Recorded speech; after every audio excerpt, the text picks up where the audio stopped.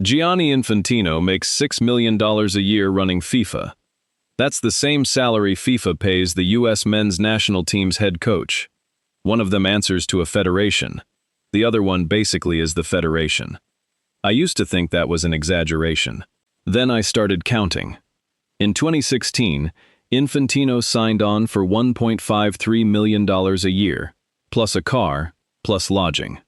By 2025, his total package had grown 33% in a single year, to $6 million. That raise landed in a Women's World Cup year, not even his flagship tournament. But this is just the paycheck. Wait until you see the real estate. FIFA now rents office space inside Trump Tower, on Fifth Avenue, Manhattan. Conservative estimates put the bill around $40,000 a month. Insiders told reporters the office sat mostly empty, until the World Cup finally arrived. That alone would be a strange headline. But then came the Peace Prize. FIFA created a brand new award, the first ever FIFA Peace Prize. Its first recipient was Donald Trump, the man whose skyscraper FIFA now rents from. If that was the whole story, you could call it just optics. It isn't. During the 2026 World Cup, Usman striker Balogun got sent off against Bosnia. FIFA's disciplinary body then quietly cleared him to play the very next match. Trump later told reporters, on camera, that he had personally called Infantino about it. UEFA called it interference. The Belgian Federation called it interference. European lawmakers agreed. FIFA's answer was that an independent committee made the call, on its own. One phone call, one reversed suspension. Draw your own conclusion. That controversy alone would be enough. But then an ethics complaint landed too. A watchdog group called Fair Square filed an 8-page letter with FIFA's own ethics committee. The complaint centered on one thing: Infantino's closeness to a sitting head of state. FIFA is supposed to stay neutral in matters of politics and religion.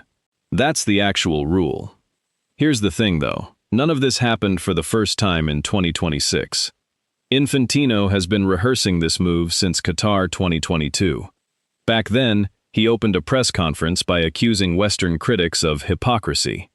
Human rights groups had raised concerns about migrant labor deaths building the stadiums.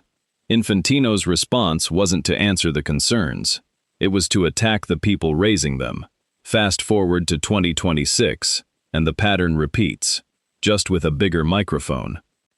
1 week after Spain lifted the trophy, Infantino posted a 900-word letter on Instagram. He accused critics of spreading hate and false narratives about the tournament. He wrote that FIFA delivered 100% safety and security, only joy and happiness. Here's what that sentence skipped over.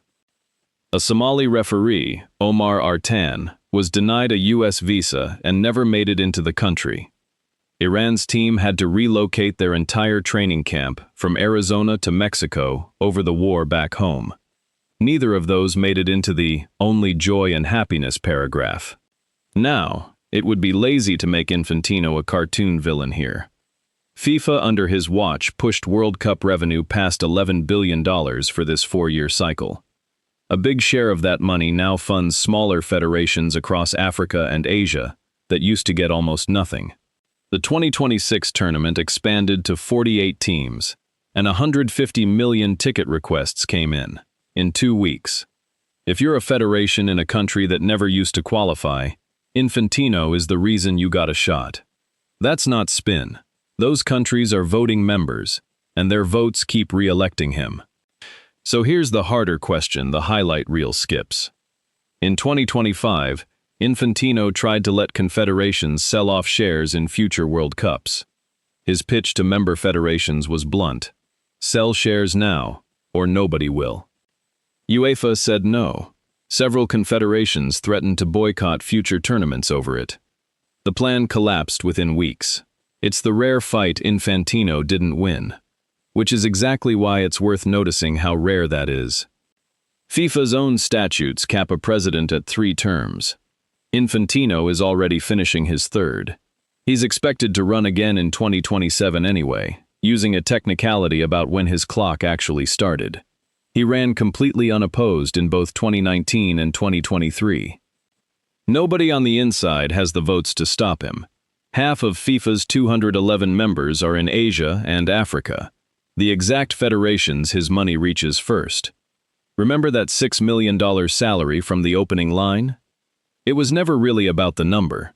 Pochettino can be fired by US Soccer tomorrow. Infantino built a version of FIFA where firing him isn't really on the table.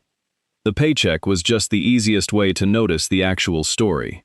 An organization that stopped being able to check the one man running it.